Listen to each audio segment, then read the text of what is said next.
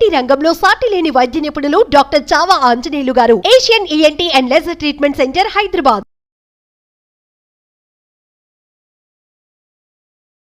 రమ్య గారు, ఇప్పుడు మీరు చాలా చూసుంటారు. చాలా మందికి అంటే ఇలాంటి సలహాలు ఇచ్చుంటారు, న్యాయ సలహాలు. ఇప్పుడు మనం ఈ ప్రోగ్రామ్ స్టార్ట్ చేసిన తర్వాత కూడా చాలా కాల్స్, చాలా మెయిల్స్ అవును. వస్తున్నాయి. మేడం మాకు ఇట్లుంది, అట్లుంది అనేసి. సో అలాంటి ప్రాబ్లమ్‌ని మీతో తెలియజేసుకోవడానికి ఈరోజు ఒక కాలర్ లైన్‌లో ఉన్నారు. వారితో మాట్లాడదాం. షూర్ అండి. హలో. హలో అమ్మా. హలో అమ్మా నమస్తే అమ్మా. నమస్తే మేడం. మీ పేరు? నా పేరు విజయలక్ష్మి. ఓకే, రమ్య గారు ఉన్నారు. మీ సమస్యను చెప్పండి ఒకసారి. నా సమస్య ఏంటంటే మా వారు ఇంకో దాంతో వెళ్తున్నారు. అమ్మా మీకు మ్యారేజ్ అయ్యి ఎంతకాలం అయిందమ్మా? 13 ఏళ్ళు అవుతుంది మేడం. ఎక్కడి నుంచి మాట్లాడుతున్నారు మీరు?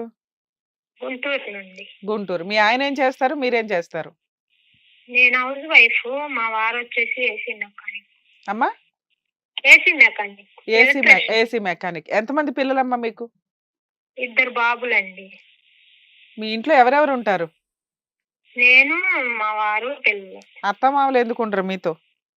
అత్త మామ అంటే మామయ్య చనిపోయాడు రీసెంట్ గా. ఆ, అత్తయ్య వచ్చేసి బావగారు వాళ్ళ ఇంటి దగ్గర 1 నెల, నా దగ్గర 1 ఆ, నెల. అటు ఇటు షిఫ్ట్ అవుతుంటారు. సరే, మీ ఆయన ఓన్ హౌస్ ఉందా, రెంటెడ్ హౌసా మీది? అంటే రెంటెడ్ హౌస్. ఆయనకు వచ్చే ఏసీ వ్యవహారాలతోటి వచ్చేది ఇల్లు గడిపించడానికి కాస్త కష్టం. ఈయనకి అక్రమ సంబంధాలు ఎక్కడి నుంచి వచ్చినాయి?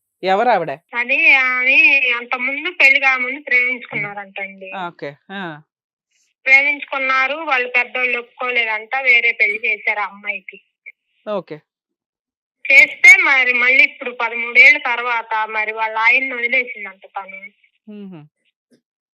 వదిలేస్తే మరి వీళ్ళు ఎట్లా కాంటాక్ట్ అయ్యారు. సంవత్సరం నుండి ఇది జరుగుతుంది. నీకెలా తెలిసిందమ్మా అదంతా బయట వ్యవహారం? నువ్వు బయటికి వెళ్ళవు, ఉన్నంతలో పిల్లల్ని చూసుకోవడం ఇంట్లోనే సరిపోతుంది నీకు. ఎలా తెలిసింది నీకు? ఆయనే చెప్పాడు మేడం. ఒక రోజు అడుగుతుంటే డౌట్ వచ్చి నేను ఎందుకు అంటే ఒక వారం రోజుల నుండి ఇంటికి వచ్చేవాడు కాదు. నైట్ పొద్దున్నే వచ్చేవాడు, నైట్ వెళ్ళేవాడు, అట్లా పొద్దున్నే వచ్చేవాడు. ఏంటి అని డౌట్ వచ్చి అడిగితే చెప్పాడు మేడం, పలానా అమ్మాయిని. మా ఇద్దరం మేము లవర్స్ ఇప్పుడు మళ్ళీ మా ఇద్దరికి కనెక్ట్ అయ్యింది. మేము ఇద్దరు సహజీవనం చేస్తున్నామా లేకపోతే ఊరికే ఫ్రెండ్షిప్ లో ఉన్నాడా? సహజీవనం మేడం, కలిశారంట. ఇల్లు ఆవిడ ఒక్క నిమిషం అమ్మా, ఆవిడకి ఏమైనా ఇల్లు తీసి సపరేట్ గా కాపురం పెట్టాడా లేకపోతే ఆవిడ ఇంటికి ఈయన రెగ్యులర్ గా వెళ్ళి వస్తున్నాడా? ఈయనే వెళ్ళి వస్తున్నాడు. దాని సొంత హౌసే, ఇది వాళ్ళ ఉండిద్ది. ఓకే. తనకి ఒక బాబు, ఒక పాప. ఎంత మీ ఆయన వయసు ఎంత ఉంటదమ్మా? మా ఆయన వయసు 30 దాకా ఉంటుంది మేడం. ఓ, నీ చిన్నపిల్లలే. సరే, మరి ఇది ఎవరికైనా తెలుసా? మీ అత్త మామలకి, మీ అత్తగారికి గాని? మేడం అందరిలో పెట్టాము, ఇది చేసాము. ఏమంటాడు? అందరిలో పెడితే ఏమంటున్నాడు? అంత ముందేమో మాట ఇచ్చాడు వెళ్ళను అది ఇదని. ఓకే. ఇప్పుడేమో మళ్ళీ పెడకు తిరిగాడు. నేను దాన్ని కూడా ఉంచుకుంటాను, దానికి మాట ఇచ్చాను, నాకు అదే మనసులో తెలుస్తుంది. ఆ అమ్మాయితో ఏమన్నా మాట్లాడావా నువ్వు? మాట్లాడాను మేడం. అది కూడా అంటాను, మాకు ఇష్టమై కలిసాము.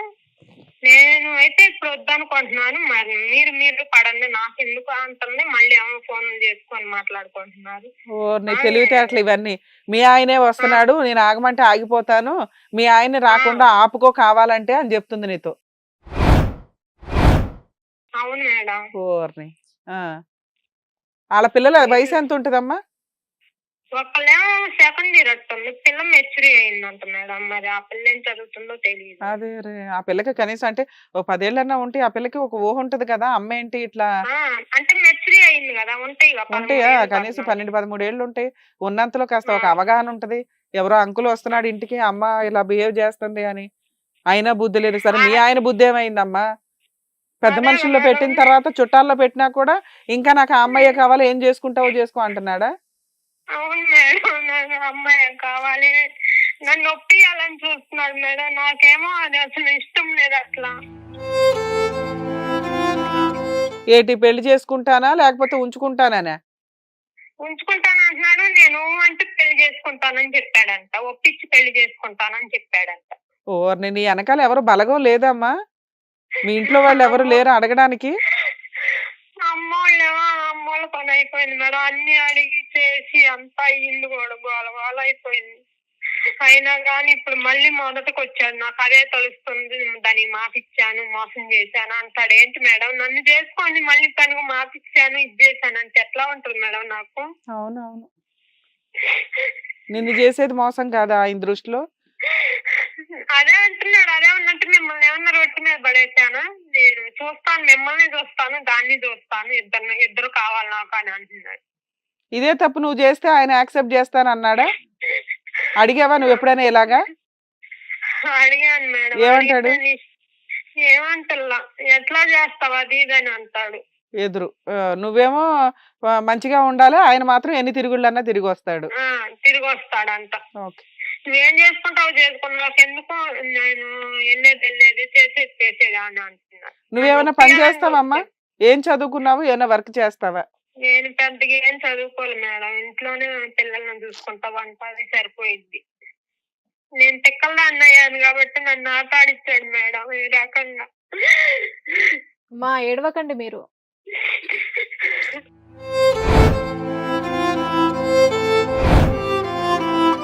మా అమ్మ నాన్న పని అయిపోయింది మేడం. అన్నయ్యని చూస్తే వాళ్ళకే సరిపోయింది, నన్ను ఏం చూడగలుగుతారు?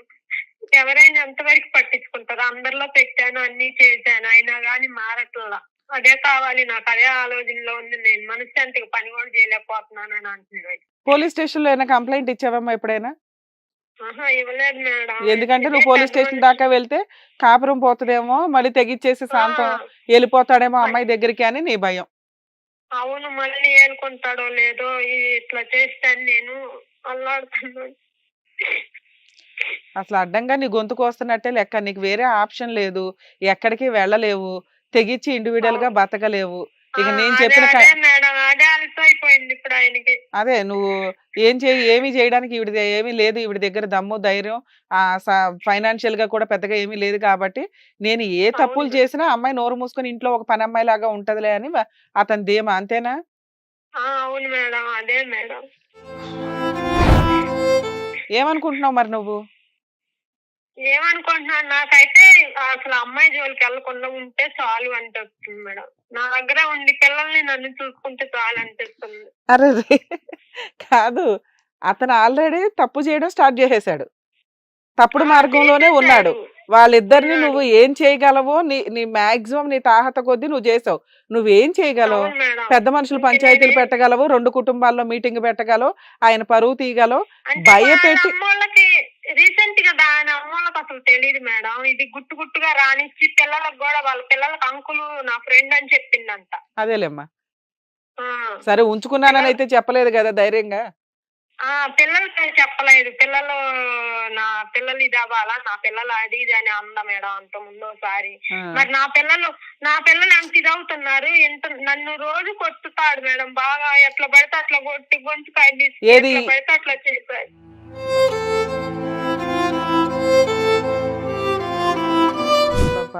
ఈ సంవత్సరం నుంచేనా అంతకు ముందు కూడా కొట్టేవాడా?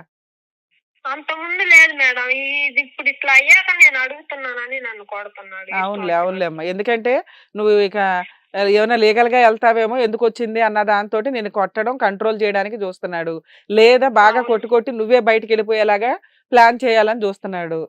నువ్వు ఒప్పుకోకపోతే ఇక కొట్టడం ఒకటే అతనికి ఉన్న ఆప్షన్, అవి కొట్టడం కూడా స్టార్ట్ చేశాడు. అవును మేడం. నువ్వేమనుకుంటున్నావు ఇప్పుడు? ఆస్తులు ఏమైనా ఉన్నాయా మీ ఆయనకి? ఏం లేవు మేడం, ఉంటే వాళ్ళు అంత ముందే వాళ్ళు ఇచ్చి చేసేవాళ్ళేమో, ఏం లేవు అని ఇట్లా తోడికి వెళ్ళి ఇచ్చేది అన్నట్టు వాళ్ళ అమ్మ వాళ్ళు ఇవ్వకుండా మరి ఎట్లా చేశారు? సరే, అప్పుడంటే చిన్నపిల్లోడు, ఇంట్లో ఆస్తులు లేవు, మీ ఆయన ఏమి సంపాదించాడా అని అడుగుతున్నాను నేను. ఏం లేదు మేడం, వచ్చిన డబ్బులు ఇల్లు గడవడానికే సరిపోతుంది. రెంట్లకి పిల్లల ఫీజులకు కానీ. ఆ అమ్మాయికి ఓన్ హౌస్ ఉంది అంటున్నావు కదా, సొంత ఇల్లు ఉంది అన్నావు కదా, ఆవిడకి ఎక్కడి నుంచి వచ్చింది? ఆవిడ అమ్మాయి ఏదైనా పని చేస్తుందా? నర్సు అంట మేడం, నర్సు. ఉన్నంతలో ఏదో ప్రాపర్టీ కూడా సెట్ చేసుకుంది, ఇండివిడువల్ గా బతకగలదా అమ్మాయి? బతకగలదు. మరి నువ్వెందుకు బతకలేకపోతున్నావు ఇండివిడువల్ గా? నాకే పని రాదు మేడం, కాకపోతే మేము సిటీలో ఉంటున్నాం కదా, మా ఊర్లో అయితే ఏదన్నా పని చేసుకోగలుగుతాను. మేము పద్మశాలీలం. మేము ఇక్కడ వచ్చేసి షాపుల్లోకి అట్లా వెళ్ళొచ్చు, పిల్లలు వచ్చే తలకి వాళ్ళకి వండి పెట్టి ఇది చేసుకొని సరిపోతుంది నాకు. అమ్మా ఈ ఖాళీ రోజున దొరకదమ్మా. ఒక్క నిమిషం అమ్మా, ఈ రోజున మహిళలు ఫైనాన్షియల్ గా ఫ్రీగా లేకపోతే ఇలాంటి వాళ్ళందరూ కూడా వాళ్ళ జీవితాలతో ఆడుకుంటారు. నువ్వు ఈ రోజున మీ ఆయనకి ఎందుకు సరెండర్ అయిపోయావో తెలుసా?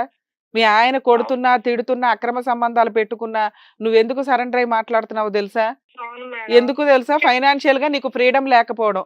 మీ ఆయన తీసుకొచ్చి ఆ 1000 రూపాయలతోటే నువ్వు బియ్యం తెచ్చుకొని వండుకోవాలా, పిల్లలకి స్కూల్ ఫీజులు కట్టుకోవాలా, నువ్వు వాటితోటే తిండి తినాలా, ఇంకా అందులోనే షెల్టర్ లో ఉండాలి. ఇక ఇవి లేకపోతే నాకు జీవితం లేదు, ఎందుకంటే నేనేమి పని చేయలేను అదే అదే ఆయనదేమో ఇప్పుడు మరి. కదా. ఇప్పుడు అదొక్కటి అవును నువ్వు మేడం. చేయగలిగితే మీ ఆయన అంత నువ్వు తేల్చగలుగుతావు కదా తల్లి. ప్రాబ్లం నీది, నీ ప్రాబ్లం అంటే ఎవ్వరు. ఒక్క నిమిషం నాన్న, నేను చెప్పేది వినండి ఇప్పుడు, చెప్పండి. తర్వాత మళ్ళీ మాట్లాడతాను మీతోటి, వినండి. ఉమ్, ఉమ్, మీ ప్రాబ్లము మీరే సాల్వ్ చేసుకోవాలి. ఉమ్, మీ ప్రాబ్లంకి ఎవ్వడు సపోర్టు చేయరు. ఎందుకు అంటే ఇందాక మీరే ఒక మంచి మాట అన్నారమ్మా, ఈ రోజున సమాజం అలాగే ఉంది. తల్లిదండ్రులైనా అన్నదమ్ములైనా అక్క చెల్లెళ్ళైనా ఒక రోజు తిండి పెడతారేమో అయ్యయ్యో అని వాదారుస్తారేమో గాని జీవితకాలం కూర్చోబెట్టి ఎవరో పోషించరు.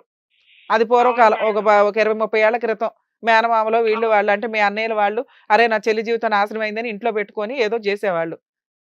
ఇప్పుడు ఆ సీన్ లేదు. ఇలాంటి వ్యక్తితో బతకాలా వద్దా, రెండే ఆప్షన్స్ నీకున్నాయి. ఇలాంటి వ్యక్తితో బతకాలి అంటే నీకున్న ఆప్షను ఇలాగే డిప్రెషన్ లోకి వెళ్ళిపోయి నీ జీవితం అడ్డంగా సర్వనాశనం అయితే చేశాడు. ఆవిడతో మోజున్నంత కాలం, ఆవిడకి ఈయన అవసరం ఉన్నంత కాలం వాళ్ళైతే ఇలాగే కంటిన్యూ అవుతూ ఉంటారు. ఇలాగే ఈ అక్రమ సంబంధం ఎక్కువ కాలం కంటిన్యూ అవడానికి కూడా అవకాశం ఉంది. ఆవిడకి ఎవరన్నా దొరకాలి కొత్తోళ్ళు, లేదా మీ వాళ్ళిద్దరికి ఏదైనా గొడవ జరిగి మీ ఆయన డ్రాప్ అవ్వాలి. ఈ రెండు వాళ్ళకి జరిగితేనే గొడవలే అవకాశం లేదు మేడం. ఒకరికొకళ్ళు ఎంత ఇదిగా ఉంటున్నారంటే అది నాకంటే- ఒక్క నిమిషం అమ్మా, ఉన్న ఆ, ఆప్షన్ తోడు. అది జరిగే పనా కాదా అంటే వాళ్ళిద్దరు లవర్స్ కాబట్టి వాళ్ళిద్దరికి ఒకళ్ళంటే ఒకళ్ళకి అవసరం ఉంది. నువ్వు విలన్వి ఇందులో, నువ్వు అడ్డున్నావు కాబట్టి వాళ్ళు ఇంకా అన్యోన్యంగా ఉంటున్నారు. ఉమ్, ఎక్కడ ఏమైనా గొడవ చేస్తావా, ఏదైనా న్యూసెన్స్ చేసినా వాళ్ళు విడిపోకూడదు కాబట్టి ఆ బంధం చాలా స్ట్రాంగ్ గా పెట్టుకున్నారు వాళ్ళు ఒక రకంగా, అవును మేడం. కదా. సో ఇప్పుడు ఉమ్, బాలు నీ గ్రౌండ్ లో ఉంది, నువ్వు ఆలోచించుకోవాలి ఇలాంటి వ్యక్తితో నేను ఉండాలా వద్దా. ఉండాలి, ఎందుకంటే ఉమ్, నీ జీవితం 13 ఏళ్ల జీవితం. అతని ఇంట్లో నుంచి బయటకు వెళ్ళిపోతే నువ్వేమీ చేయలేవు, అవును మేడం. నువ్వు వెళ్ళొద్దు. ఎందుకంటే నిన్ను వెళ్ళమని చెప్పలా, అతనే తప్పు చేసి అతనే నీకు పనిష్మెంట్ ఇస్తే నువ్వు పనిష్మెంట్ పడాలా? పనిష్మెంట్ పడాల్సింది ఆయన కదా. అదేగా మరి. అర్థమవుతుందా? ఇప్పుడు నువ్వు ఒక 10 మంది స్త్రీలకి ఉండాల్సిన ధైర్యము తెచ్చుకోవాలి. అలా నువ్వు ఉంటే నీ ప్రాబ్లము నువ్వే సాల్వ్ చేసుకోవాలి. నువ్వు సాల్వ్ చేసుకోవాలంటే నువ్వు ధైర్యంగా ఉండాలి. నువ్వు ధైర్యంగా ఉండాలంటే నీకు ఫైనాన్షియల్ సపోర్ట్ ఉండాలి. ఫైనాన్షియల్ సపోర్ట్ ఎవరిస్తారు? ఎవ్వరు ఇవ్వరు. నువ్వు ఇంట్లో నుంచి బయటికి వెళ్ళడం చెయ్యొద్దు. అంటే భర్తను వదిలేస్తానండి, నేను వీడు ఏదైనా మారతాడేమో ట్రై చేశాను, మారలేదు, కాబట్టి ఇలాంటి వ్యక్తి నాకు అవసరం లేదండి, నేను వెళ్ళిపోతాను బయటికి అని వెళ్ళకు. ఎందుకంటే కాదమ్మా, ఒక స్టేజ్ తర్వాత ఆయన కొట్టే తన్నులకి వీటికి వాటికి నువ్వు వెళ్ళిపోతావు, నువ్వు భరించలేవు. ఎందుకంటే ఆయన నువ్వు ఒప్పుకోవట్లేదు సెకండ్ మ్యారేజ్ చేసుకోవడానికి, ఆ అమ్మాయితో అక్రమ సంబంధం కంటిన్యూ చేయడానికి నువ్వు గొడవ పెడుతున్నావు. ఇక నీకు ఆయనకున్న ఆయుధం ఏంటి? నిన్ను ఒప్పించడానికి ఖచ్చితంగా కొట్టడం, బాగా ఎక్సీడ్ అయిపోతుంది. ఆ కష్టాలు పడలేక నువ్వేం చేస్తావు? సూసైడ్ అటెంప్ట్ అన్న ట్రై చేస్తావు, నీ వాల్యూ తెలియాలి కదా అని. మేడం అది కూడా అయింది, సూసైడ్ అది కూడా చేసుకున్నాను. అదే తెలిసి తెలియక, ఒక నిమిషం అమ్మ, తెలిసి తెలియక కోపాల్లో చేసే ఈ పని ఎవరికి అసలు సూసైడ్ అటెంప్ట్ చేస్తే వాడికి పేడ వదిలిపోద్ది. 2 పిల్లలు నిన్ను నమ్ముకొని భూప్రపంచంలోకి వచ్చిన 2 పిల్లలు అనాథలు అవుతారు. అలాంటి తండ్రి దగ్గర పెరగడం బాగుంటుందా? నీ దగ్గర పెరగడం బాగుంటుందా? నువ్వు కూలి పనో 4 పనో చేసి గంజి పెట్టినా వాళ్ళకి గౌరవమే. నువ్వు ఈ కష్టం తట్టుకోలేక నువ్వు సూసైడ్ అటెంప్ట్ చేసుకుంటే ఎవరికి లాస్ అమ్మా? బాధపడక తల్లి, ఇప్పుడు నేను చెప్పేది నువ్వు కొంచెం ధైర్యంగా నీ ప్రాబ్లం నువ్వు సాల్వ్ చేసుకోవడానికి ఉపయోగపడుతుంది. కాసేపు ఓపికగా వినండి. ఆల్రెడీ ఏడ్చి ఏడ్చి ఏడ్చి ఎండిపోయావు ఒక రకంగా.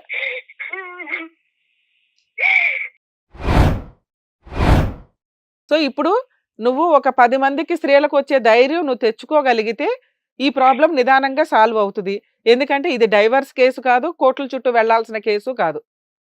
నీకు భర్త కావాలని అనుకుంటున్నావు, భర్త చెడు మార్గంలో తిరుగుతున్నాడు, చెడు మార్గం నుంచి మళ్ళీ నీ దారిలో కన్నా తెచ్చుకోవాలి, లేదా ఆయన ఇలాగే ఉండాలి. అంతేగాని నువ్వు లీగల్ గా వెళ్ళిపోయో ఇంకొకటి అని, లేకపోతే అతను వెళ్ళిపోతే నువ్వేం చేయాలో చెప్తా, అతను వెళ్ళిపోతే నువ్వు ఆపలేవు కదా.